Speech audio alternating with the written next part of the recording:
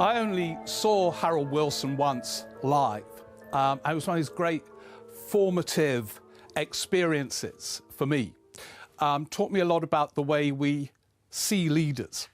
It was during the October 1974 election when Wilson was Prime Minister. He was speaking at a rally in that election campaign. There had been two elections that year, one in February, the other in October. And I went as a kid to see Wilson. You could just turn up at the rallies in that era, and had read about him in the past and had been intrigued by him because people in newspapers and on the BBC observed that he was tired, exhausted by leadership, perhaps paranoid, beyond his peak by many, many years. And so I went along intrigued. How was someone a prime minister and yet apparently way beyond his peak? And Wilson spoke for a bit at this rally, and he was quite dull, to be honest. He did look tired and way beyond his years. And then something extraordinary happened. Someone in the audience, perhaps on the front row, threw an egg at Wilson. And the egg went down his face and on his ill-fitting suit. And for me, I was fascinated. Here was this beleaguered Prime Minister, now humiliated by this egg-throwing incident. And Wilson looked up and said this: "You know, I'll tell you something very interesting. During the June 1970 election, after 6 years of a Labour government, somebody threw an egg at me, like the man has just done who's being escorted from this hall. In February 1974, in that election a few months ago, nobody threw an egg at me at all. In fact, I think it was an egg-free campaign. And now somebody has thrown an egg at me again." And Wilson paused, he brushed the yolk away and looked up and said with great passion, "Which goes to show you can only afford to throw eggs under a Labour government." There were great cheers in the hall. People were laughing. Wilson looked 10 years younger, and he had changed the political mood. And it was a vivid opening to me about understanding leadership. And it told me this, that the caricature of any leader at any given time is not the full story. It reflects a certain truth. Wilson was, by then, October 1974, tired beyond his years. He was in his late 50s at this point. But he still had spark and a brilliance to change a political mood. And what I plan to do in this talk is begin with that last period of his leadership, which began in February 1974 and ended with his resignation in 1976, and then go back to the early years. The reason being is that this is the period that is largely overlooked, to the point that it's almost been airbrushed out of history. Even Wilson's best biographer, Ben Pimlott, rushes over this period. There is an assumption that by then Wilson was pretty close to useless.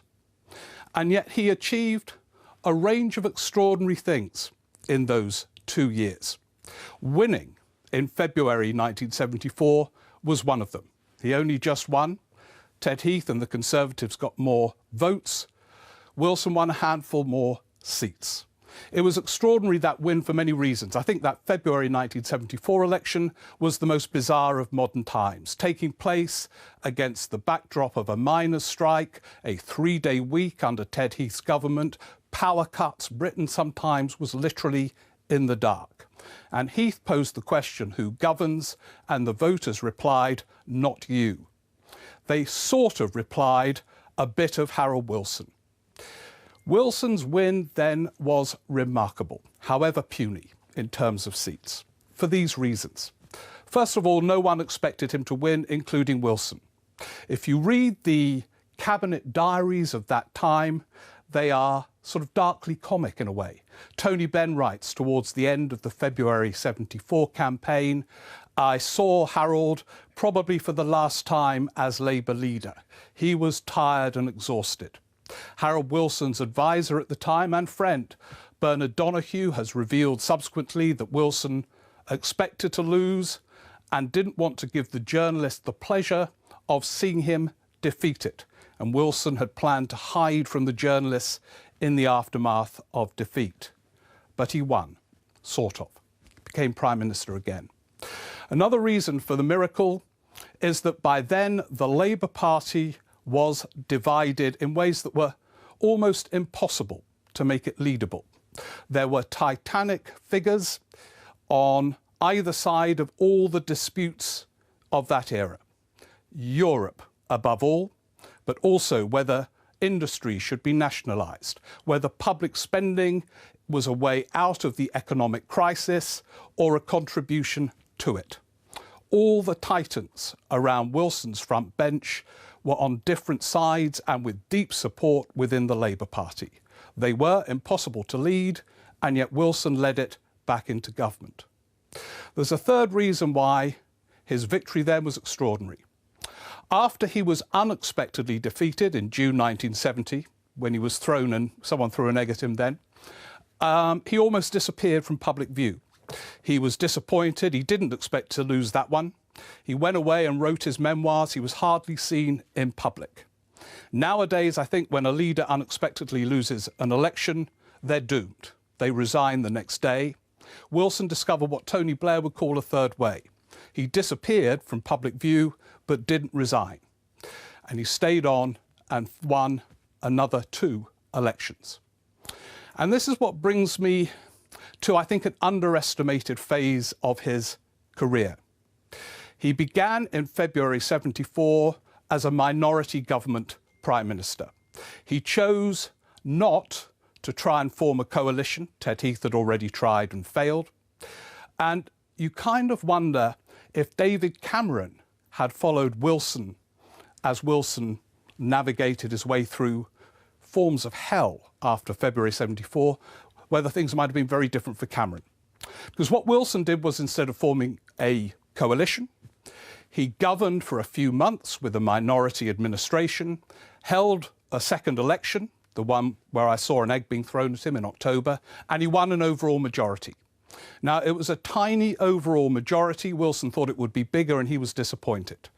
But to win an overall majority of any sort in the context in which that election was contested, raging inflation, industrial unrest beginning to resurface again after a brief pause when Labour came into power. It was a miracle. And above all, it was a miracle because Labour was fundamentally split on the looming issue, Europe.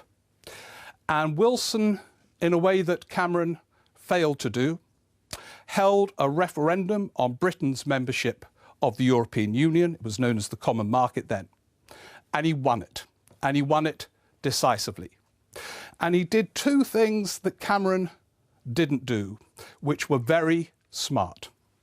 The first was this: in terms of timing, he waited. He found excuses to wait until one opinion poll after another pointed to a decisive victory for staying in the common market. It wasn't always like that. Polls in the early 70s suggested strong opposition. So he waited until he was virtually certain he could win this thing. And then he did something else smarter still. He was more than self-aware enough, Wilson, in some ways he was too self-aware, to know how unpopular he personally was by then. People were fed up with him. So he was careful not to make the referendum about himself. Wilson renegotiated Britain's terms cosmetically, like Cameron did, announced the referendum at a point in June 1975 when polls showed decisive margins in favour of staying in, and then he all but disappeared during the campaign. He gave no one the chance to frame the campaign as a test of his own leadership and an opportunity to kick him. But Cameron didn't do that. He fought such a high profile, it became partly about him. No one who wanted to get Wilson would have used the referendum to do so. And he won it. He achieved one other remarkable thing in that short period of his final premiership. He chose the moment of his departure in 1976. He is the only Prime Minister in modern times to do so. Few expected it. He told close friends he would go when he was 60, and he did. He chose the timing, he chose the context, and to some extent he chose his successor in that he made it pretty easy for the senior colleague that he almost certainly wanted to succeed him, Jim Callaghan, to be the victor in the contest that followed. When you think of the tortuous, agonised context of most Prime Ministers' departures, Wilson's was a form of genius. And yet it was that period which diminished his reputation at the time. He had by then become, in the eyes of most voters, something of a trickster, a figure who viewed politics purely in managerial terms, with no vision and indeed no principle. That was a view shared by many of his colleagues at the time as well. And in a way, Wilson's leadership qualities or flaws were formed right at the beginning. So one of the other things we learn about leaders is that, in a way, the seeds of their success and downfalls are sown very early on. Wilson was not greatly interested in Labour Party politics as an Oxford student. He was a brilliant student, but he wasn't bothered by politics. He then became an assiduous worker, advising Beveridge on the Beveridge report on social security and unemployment. They worked long hours. They began at 7 in the morning. His views were beginning to form quite strongly at that point.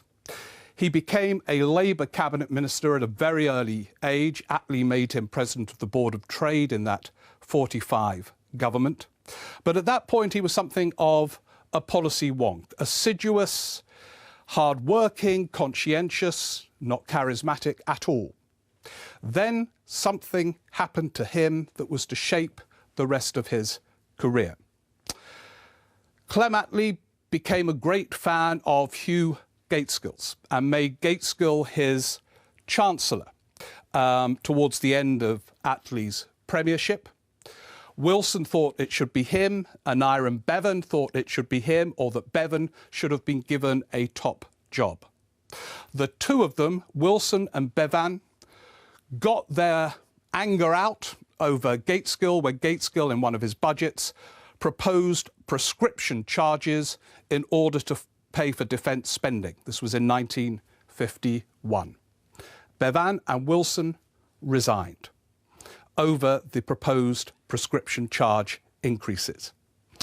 For Wilson, this was a moment of great profundity, not only because he had resigned from the cabinet, a big moment for anyone in their career, but because it taught him that politics, certainly in the Labour Party, was about a series of factors. How you manage people, the ambitions and egos of these people, the divisions between right and left, and the danger when all of these things coalesce over an issue. That prescription charge issue remains almost now totemic and exposes a divide that continued in the Labour Party throughout the 50s, into the 60s, and arguably to this very day. And Wilson thought to himself that if he became leader, one of his objectives would be to avoid such divisions turning into fatal, eternal opposition, which appeared to be Labour's fate in the 50s. He got his chance unexpectedly in 1963 when Gaitskell, then leader of the Labour Party, died suddenly. Here's another rather dark lesson about leadership, certainly in the Labour Party. The two electorally successful Labour leaders both inherited the crown in unexpected contexts when the previous leader died suddenly. Harold Wilson became leader in 1963, very close to the next general election. Tony Blair became leader after John Smith's unexpected death in 1994, relatively close to the next general election. Neither of them were tormented by endless speculation about their leadership scheming ambition because there was no obvious vacancy. The vacancy was sudden. And in a party as full of tensions as the Labour Party, that is, it seems, the best platform for a Labour leader to win a contest and move towards electoral potency. The Labour leaders who have become leader after an election defeat at the beginning of a parliament have all gone on to lose. Ed Miliband, Neil Kinnock. The unexpected death of Hugh Gaitskell gave Wilson his chance, and he performed brilliantly as leader of the opposition. He did two things. First of all, he recognised the potency of wit.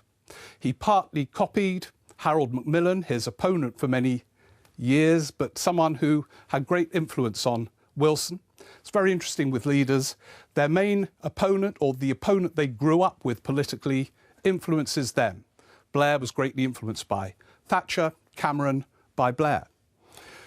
Macmillan was very witty, Wilson became witty. So, for example, when Macmillan, towards the end, sacked half his cabinet in the night of the Long Knives, Wilson just popped up and said, "I see Harold Macmillan has sacked half his cabinet. It was the wrong half." And that's all he had to say. People laughed, but got the joke and the message behind it. The other thing he did was he used modernisation as his theme, that great, safe, apolitical theme. And he did it in a way that excited the left as well. He famously talked about harnessing the white-hot heat of technology. The focus on technology made him sound entrepreneurial and modern in a way that appealed to businesses. The harnessing gave it a sort of statist social democratic perspective, and both sides were excited by it. When he won by a very tiny majority in '64, he kind of showed he meant it. He, for example, set up very ambitiously, other leaders have wanted to and haven't even tried, a Department of Economic Affairs to compete with the mighty Treasury, the party of orthodoxy in Whitehall. He wanted this department to be expansive and have a kind of robust industrial strategy. He put his old rival George Brown into the top post, formidable character when sober, but quite a lot of the time he was drunk. And the department didn't work and it imploded quite quickly. But it was an example of radical ambition. He won again in 1966, this time by a landslide, and many of Wilson's critics said this was the lost opportunity. He had a majority of well over 100 and he didn't make the most of it. The criticism is valid. Wilson was already, by this point, becoming obsessed with keeping the show on the road, of managing this unmanageable party. He also had the blow of devaluation in 1967. Here's another lesson of leadership. A formal devaluation kills political careers. They never recover from them. It happened with John Major when we fell out of the exchange rate mechanism in 1992. The Conservatives never led in the polls again, and Major's life was hellish. Wilson, up until this point, had had a really good press. Even Conservative supporting newspapers hailed him as the great modernising leader, charismatic, speaking for Britain. After devaluation, they tried to go for him. And Wilson, who was thin-skinned, couldn't bear it. He also had to deal with all kinds of internal feuding. His authority was hugely diminished. And it was one of the reasons why he failed to implement his old friend Barbara Castle's proposals known as In Place of Strife, which were aimed at putting a framework within which trade unions could function, some constraints, some freedoms, but a framework. Wilson could not get it past his cabinet. And in a way, many people have said since, if he had done, perhaps the 70s would have been entirely different. But the limit to which he can be blamed for this is small.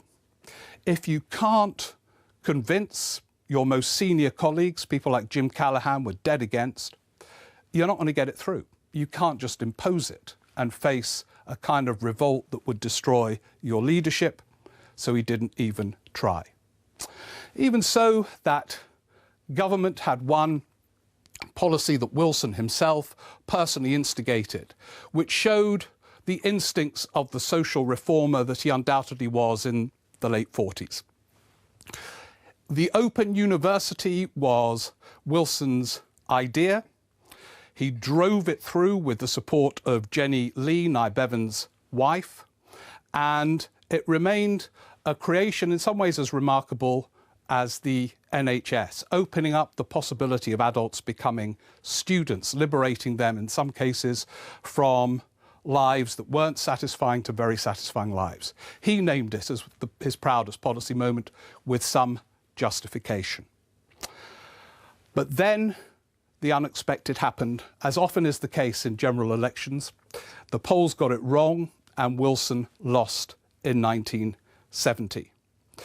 And at that point, the Labour Party became even more ungovernable than it had been up until that point in Wilson's leadership. Some of the more charismatic figures who Wilson had greatly respected in the 64 to 70 administration, people like Tony Benn, moved much further to the left, partly based on their experience of Wilson's government. They saw him as someone who had betrayed the principles on which they had been elected.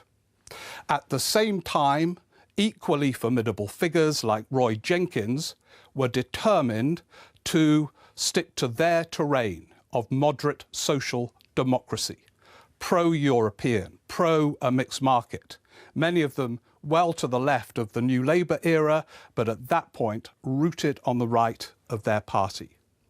In some ways, it's a miracle that Wilson survived. He had lost that election, but he did so because of the divisions. No one could coalesce around an alternative candidate because they all disagreed with each other. And over the next 4 years, not only were the disagreements in closed rooms, but they were very public.